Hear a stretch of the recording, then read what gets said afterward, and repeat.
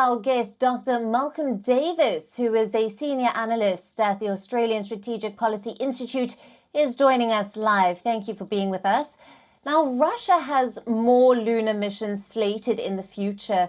How do you think this lunar mission will impact Moscow?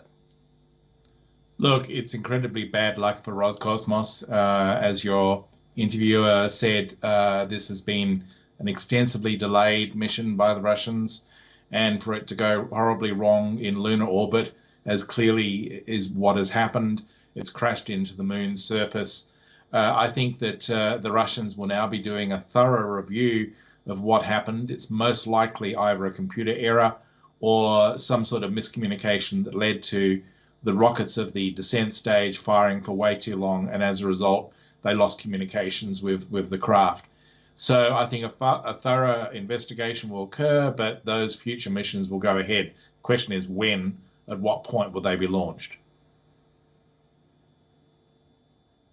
Right, and Doctor, in your opinion, what went wrong during this critical maneuvering phase of the mission, and what now for Roscosmos? Look, I think, as I said, the investigation will have to take place. It's possible that someone sent an incorrect command from Earth to the Luna-25 spacecraft, which caused its engines to fire for too long.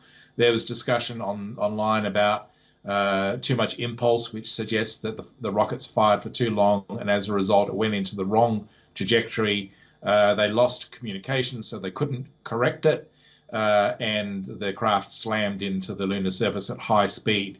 The other possibility is some sort of mechanical fault or computer fault with the spacecraft itself, in which case there'll be investigations into the design and construction of Luna-25 in anticipation of sending future missions like Luna-26 and 27. But this, sort of getting this correct is really important, because Russia has thrown its lot in with China in the International Lunar Research Station. And if Russia can't get payloads to the lunar surface, then it's not much value to China as a partner. China may be looking elsewhere then for partners in this endeavor rather than Russia. Right, and tell us what the implications will Russia's lunar mission have on India's Chandrayaan mission? It shouldn't have any implications per se, excuse me, in the sense that Chandrayaan obviously is not built in Russia. It's a separate spacecraft. It's being controlled from ISRO, the Indian Space Research Organization. So I think that obviously the Indian mission control will be making sure that they're very careful in terms of their control of Chandrayaan-3. But I'm hopeful, very hopeful, that Chandrayaan-3 will land successfully and carry out a fantastic mission. And I think that it's all now down to India to demonstrate success in the next phase of lunar exploration.